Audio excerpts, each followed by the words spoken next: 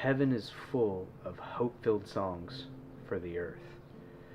Isaiah 6, the prophet Isaiah gets caught up into this heavenly encounter right in the middle of a crisis in his nation. See, the king has just died, and the future of the nation is in question. The future and the destiny of the nation is unsure. What's going to happen? The king has died. Who's going to take its place?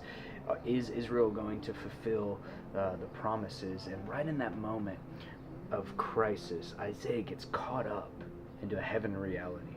The same reality that John, the apostle, gets caught up into a few thousand years later in Revelation 4, when John was in the middle of a crisis, when the church was getting persecuted all across the Roman world and the destiny of the church was in question. John was unsure. All of a sudden he gets caught up to the same place, and it's this throne room in heavenly places. In heaven there's a throne room, and in the middle of the throne room there's one seated on the throne. And what strikes me about this passage in Isaiah 6 is that around the throne there's these living creatures. They're called the seraphim. Literally translated, the burning ones. They're on fire. And John sees them, and they have eyes all over them on the outside and eyes inside, eyes without and within, which means everything they see, they fully feel and experience. And John sees them in Revelation 4, and they're around the throne, and they were made for one ministry, to gaze at the one seated on the throne and to declare his beauty. And so all those eyes were made for one thing, to look at him, the one seated on the throne. And so every time they look at him, John says they never cease to cry. Day or night, they never cease to cry, holy, holy, holy. Which means, holy means completely other than anything I've ever seen or experienced. It's completely transcendent. And every time they look, they declare, this is completely unlike anything I've ever seen or experienced. Every time they look. And they've been looking at him for 6,000 years. They have not yet exhausted the beauty of the infinite God seated on the throne. But they don't just sing, holy, holy, holy. Isaiah hears them sing songs over the destiny of the earth. See, Isaiah's in the moment of crisis, and he gets caught up and he sees the Lord seated on the throne, and the train of his robe is filling the temple. And then it says the seraphim all around the throne. It says, verse 3, they call to one another.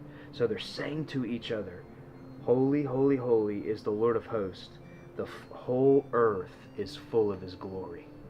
So they're not just declaring something about the one seated on the throne, but they're also prophesying about what's in his heart for the nations of the earth. They're prophesying the destiny of the earth in song. They're singing it. And so around the throne, right now in heavenly places, there are songs being sung over the destinies of peoples and tribes and nations and cities. Right now there are songs being sung around the throne room that are prophesying that every nation, every tribe, every tongue is meant to be filled with his glory.